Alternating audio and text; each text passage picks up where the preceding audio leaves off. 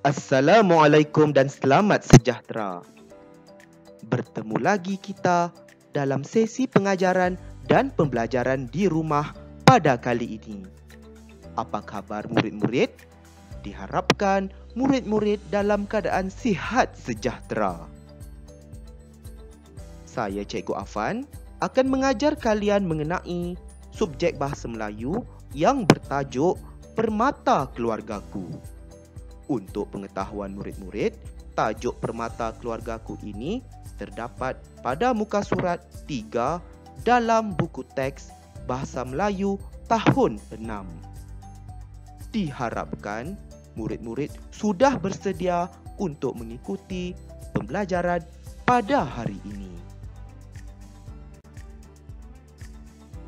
Berikut merupakan standard pembelajaran ataupun dikenali sebagai SP yang perlu murid kuasai pada hari ini. Standard pembelajaran pada hari ini iaitu 2.2.3 yang mengkehendaki murid membaca dan memahami ayat yang mengandungi perkataan berimbuhan dalam bahan bacaan prosa dan puisi dengan sebutan yang betul. Baiklah murid-murid, objektif pembelajaran pada hari ini iaitu pada akhir pembelajaran dan pemudahcaraan, murid akan dapat membaca dan menjelaskan 5 ayat yang mengandungi perkataan berimbuhan dalam sebuah teks petikan dan 3 rangkap pantun dengan sebutan yang betul mengenai permata keluargaku. Objektif pembelajaran kedua, mencatat 3 maklumat daripada teks petikan mengenai permata keluargaku dalam bentuk peta aiting iaitu peta buih. Berikut merupakan kriteria kejayaan atau KK yang perlu murid capai setelah tamat sesi pembelajaran pada hari ini, iaitu murid berjaya membaca dan menjelaskan 5 ayat yang mengandungi perkataan berimbuhan dalam sebuah teks petikan dan 3 rangkap pantun dengan sebutan yang betul mengenai permata keluargaku. Yang kedua, murid berjaya mencatat 3 maklumat daripada teks petikan mengenai permata keluargaku dalam bentuk peta buih.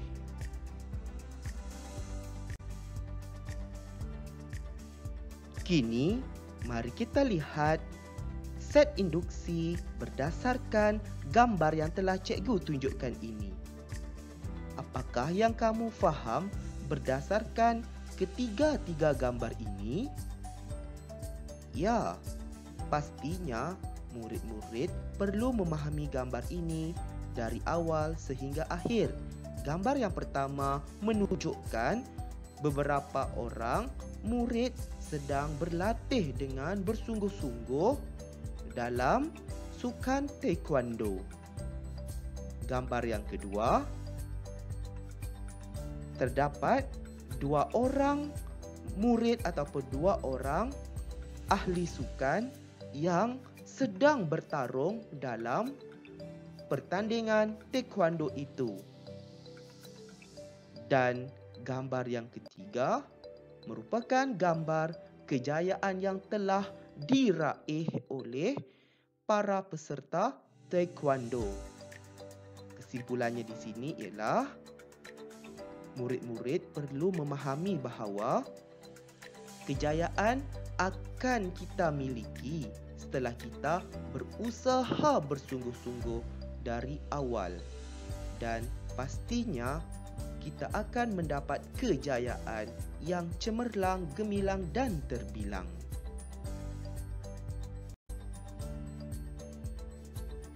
Seterusnya, mari kita membaca teks petikan ini dengan sebutan dan intonasi yang betul. Kita lihat pada muka surat 3 ini mengenai kisah permata keluargaku. Diharapkan murid-murid dapat mengikut cikgu membaca teks petikan ini. Tahun ini genaplah 6 tahun umur adikku Irfan. Seperti murid prasekolah yang lain, Irfan sudah mula belajar menulis, membaca dan mengira. Irfan sangat rajin dan bersungguh-sungguh semasa belajar. Sebagai abang, aku sering memberikan bimbingan dan tunjuk ajar kepadanya. Daripada pemerhatianku, pencapaian Irfan dalam pelajaran masih sederhana. Namun begitu, ada keistimewaan yang begitu terserlah pada dirinya. Irfan sangat pandai melukis. Bakatnya dalam bidang lukisan cukup istimewa.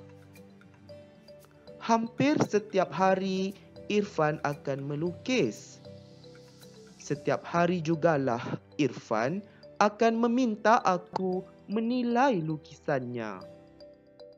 Apabila melihat hasil kerjanya itu, aku pasti tidak dapat menahan rasa kagumku. Wah, kreatifnya, bisik hatiku. Bagiku Irfan sangat hebat. Dalam usia semuda itu, dia mampu menghasilkan lukisan yang bukan calang-calang orang mampu melukisnya. Kadang-kadang aku berasa malu. Lukisan Irfan jauh lebih cantik dan kreatif daripada lukisanku. Ayah dan ibu juga sedar akan hal itu. Mereka berusaha untuk menggilap bakat Irfan. Irfan sering dihantar untuk menyertai pertandingan melukis. Irfan juga dimasukkan ke kelas lukisan bagi meningkatkan kemahirannya.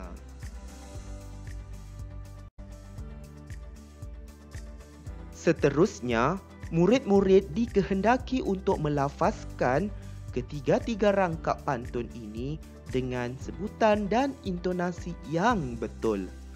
Kemudian, murid-murid perlulah memahami ketiga-tiga rangkap pantun ini. Oleh itu, diharapkan murid dapat mengikut cikgu melafazkan ketiga-tiga rangkap pantun ini. Rangkap yang pertama. Bakat Irfan mula disedari. Bakat istimewa sukar dicari. Rasa gembira tidak terperi. Anugerah Tuhan kami syukuri. Rangkap kedua. Nasihat guru Irfan turuti. Tunjuk ajarnya sentiasa diikuti. Kuat semangat dan cekal hati. Tekun berusaha tidak terhenti. Rangkap ketiga. Ibu dan ayah tidak menghalang. Malah gembira bukan kepalang. Semoga Irfan terus cemerlang, memburu kejayaan, gilang gemilang. Untuk pengetahuan murid-murid, baris pertama dan kedua yang bergaris kuning dalam setiap rangkap pantun ialah baris pembayang pantun. baris ketiga dan baris keempat yang bergaris merah dalam setiap rangkap pantun ialah baris maksud pantun. Jadi, untuk murid-murid memahami rangkap pantun, mestilah murid-murid melihat baris yang ketiga dan juga yang keempat. Itu ialah baris maksud pantun. Jadi, kita lihat rangkap yang pertama. Apakah maksud rangkap pantun yang pertama ini, murid-murid? Ya, maksud rangkap pertama dalam pantun ini ialah ahli keluarga Irfan berasa sangat gembira. Kerana apa? Kerana Tuhan telah menganugerahi mereka, iaitu ahli keluarganya yang sangat berbakat dalam melukis. Ataupun maksud rangkap pertama ini ialah ayah, ibu dan juga Amar berasa sangat gembira dan bangga kerana mereka telah dianugerahi oleh Tuhan ahli keluarganya yang sangat berbakat dalam seni melukis. Kita lihat maksud rangkap pantun yang kedua ini. Irfan mestilah bersemangat dan bersabar untuk mencapai cita-citanya dan tidak boleh berputus asa. Kita lihat rangkap yang ketiga, iaitu diharapkan Irfan terus mencapai kejayaan untuk mencapai cita-citanya yang gilang gemilang. Jadi di sini itu ialah contoh berdasarkan rangkap pantun ini. Mungkin kamu ada idea sendiri yang boleh disesuaikan dalam rangkap pantun itu. Asalkan maksud rangkap yang murid-murid ataupun kalian berikan itu tidak menyimpang. Maksudnya tidak lari jauh lah daripada maksud sebenar. Cikgu harap murid-murid dapat memahami maksud rangkap pantun ini dengan sebaiknya. Seterusnya, mari kita lihat aktiviti yang kedua, iaitu jenis-jenis imbuhan dan contoh ayat yang menggunakannya. Jenis imbuhan yang pertama iaitu imbuhan awalan.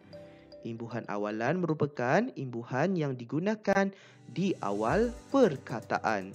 Kita lihat contoh ayat yang menggunakan perkataan berimbuhan awalan, iaitu seperti murid prasekolah yang lain, Irfan sudah mula belajar menulis, membaca dan mengira. Tulisan yang berwarna merah itu pra, me, mem dan me itu merupakan imbuhan awalan, iaitu diletakkan di hadapan perkataan. Kita lihat jenis imbuhan yang kedua, iaitu imbuhan akhiran. Imbuhan akhiran merupakan imbuhan yang diletakkan di akhir perkataan. Kita lihat contoh ayatnya. Sebagai abang, aku sering memberikan bimbingan dan tunjuk ajar kepadanya. Contoh ayat kedua, nasihat guru Irfan turuti. Jadi di sini contoh satu dan contoh yang kedua tadi telah pun menggunakan imbuhan akhiran yang terdapat di akhir perkataan. Yang berwarna biru itu an dan juga i. Jadi perkataannya bimbingan. Kata dasarnya iaitu bimbing. Apabila ditambah dengan imbuhan akhiran an, maka menjadi bimbingan. Yang kedua, turuti. Kata dasarnya ialah turut. Turut ini ditambahkan dengan imbuhan akhiran di belakang perkataan tersebut menjadi turuti. Kita lihat imbuhan yang ketiga iaitu imbuhan apitan. Imbuhan apitan merupakan imbuhan yang terletak di awal dan juga di akhir perkataan. Kita lihat contoh ayatnya. Irfan sering dihantar untuk menyertai pertandingan melukis. Contoh ayat kedua. Irfan juga dimasukkan ke kelas lukisan bagi meningkatkan kemahirannya. Dalam ayat ini, dalam kedua-dua ayat ini telah pun menggunakan perkataan berimbuhan apitan yang berwarna ungu. Itulah seperti situ dengan i, me-i. Jadi menyertai. Kata dasarnya iaitu serta. Apabila diapit maka menjadi menyertai. Yang kedua, pertandingan. Kata dasarnya iaitu tanding. Tanding ini diapit oleh imbuhan apitan per dengan an. Kita lihat yang ketiga, dimasukkan. Dimasukkan kata dasarnya iaitu masuk. Apabila diapit oleh imbuhan apitan di kan, maka menjadi dimasukkan. Dan yang terakhir, meningkatkan. Kata dasarnya iaitu tingkat. Tingkat ini diapit oleh imbuhan apitan, maka menjadi meningkatkan. Lihat jenis imbuhan yang terakhir iaitu imbuhan sisipan. Imbuhan sisipan maksudnya ialah imbuhan yang disisipkan di celah-celah ataupun di tengah-tengah perkataan tersebut. Kita lihat contoh ayatnya. Memburu kejayaan gilang gemilang. Kita lihat tulisan yang berwarna hijau itu gemilang. EM itu tu merupakan imbuhan sisipan. Kata dasarnya iaitu gilang. Apabila disisipkan dengan imbuhan sisipan maka menjadi gemilang. Cikgu harap murid-murid dapat memahami maksud ayat yang menggunakan perkataan berimbuhan.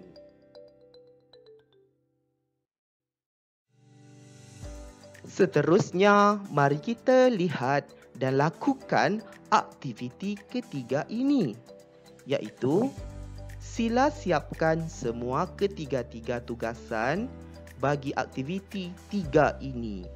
Maksudnya di sini, dalam aktiviti 3 ini ada 3 tugasan yang perlu murid-murid siapkan. Untuk slide yang ini ada bintang ini merupakan tugasan yang pertama. Selepas ini cikgu akan terangkanlah untuk tugasan kedua dan yang ketiga. Untuk tugasan yang pertama ini menunjukkan sikap Abang Irfan. Cikgu telah pun membina peta buih iaitu peta Aiting.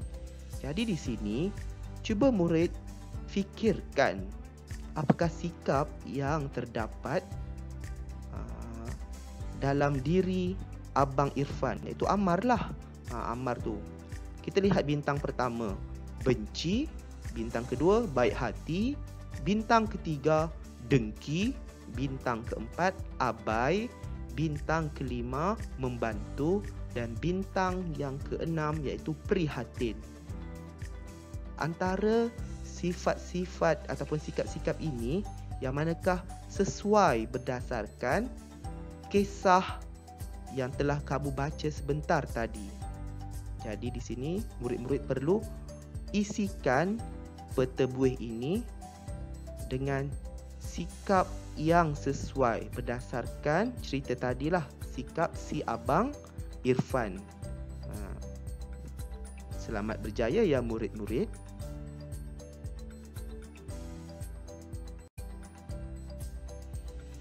Seterusnya, bagi tugasan kedua dalam aktiviti ketiga ini, murid perlu nyatakan usaha ibu bapa Irfan menggilap bakat Irfan. Maksudnya di sini, murid-murid perlu nyatakan, tak perlu huraikanlah, nyatakan, hanya beritahu iaitu tulis sahaja usaha. Usaha di sini ialah cara-cara yang ibu bapa Irfan lakukan untuk anaknya. Anaknya tadi pandai melukis, berbakat dalam bidang lukisan. Jadi, sebagai ibu bapa, apakah tindakan yang perlu dilakukan untuk menggilap lagi bakat Irfan? Jawapan itu sebenarnya ada dalam teks petikan yang telah kamu baca tadi. Apakah usaha yang perlu dilakukan oleh ibu bapa untuk memantapkan lagi bakat Irfan dalam bidang lukisan?